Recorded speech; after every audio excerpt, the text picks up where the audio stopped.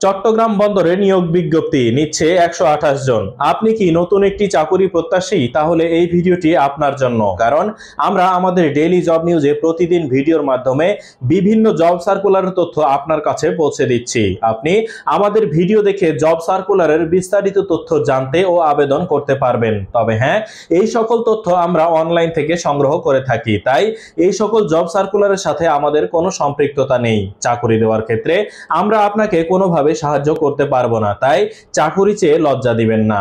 আপনি যদি নিয়মিত জব সার্কুলারের ভিডিও পেতে চান তাহলে আমাদের ফেসবুক পেজটি ফলো করে ভিডিওটি এখনই শেয়ার করুন এবং ইউটিউব থেকে দেখে থাকলে চ্যানেলটি সাবস্ক্রাইব করে ডান পাশে থাকা বেল আইকনটি বাজিয়ে দিন, যেন নেক্সট ভিডিও আপলোড হওয়ার সাথে সাথেই আপনার কাছে নোটিফিকেশন চলে যায়। চলুন আর কথা না বাড়িয়ে আজকের জব সার্কুলারের বিস্তারিত তথ্য জেনে নিই।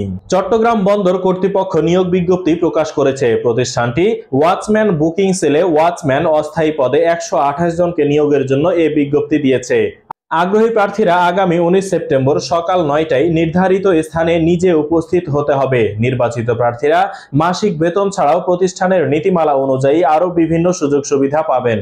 এক নজরে চট্টগ্রাম বন্দর নিয়োগ বিজ্ঞপ্তি 2024। প্রতিষ্ঠানের নাম চট্টগ্রাম বন্দর কর্তৃপক্ষ। চাকরির ধরন বেসরকারি চাকরি। প্রকাশের তারিখ 5 সেপ্টেম্বর 2024। পদ ও লোকবল একটি ও 128 জন। আবেদন করার মাধ্যম সরাসরি। আবেদনের শেষ তারিখ 19 সেপ্টেম্বর 2024। Official website cpa.government.bd। আবেদন করার লিংক আমাদের ভিডিওর প্রথম কমেন্টে পেয়ে যাবেন। প্রতিষ্ঠানের নাম চট্টগ্রাম বন্দর কর্তৃপক্ষ। পদসংখ্যা একটি।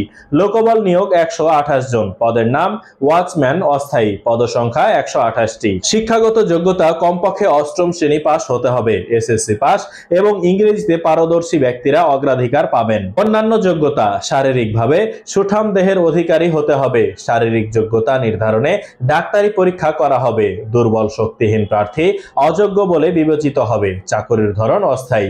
প্রার্থীর ধরন নারী ও পুরুষ উভয়। কর্মস্থল চট্টগ্রাম বন্দরে। প্রার্থী বাছাই প্রক্রিয়া।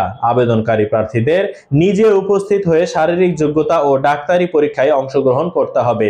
শারীরিক যোগ্যতা ও ডাক্তারি পরীক্ষায় উত্তীর্ণ ব্যক্তিদের পুলিশি তদন্ত ইতিবাচক এবং প্রশিক্ষণে উত্তীর্ণ হওয়া সাপেক্ষে অস্থায়ী নো ওয়ার্ক নো পে ভিত্তিতে ওয়াচম্যান হিসেবে নিবন্ধন করা হবে।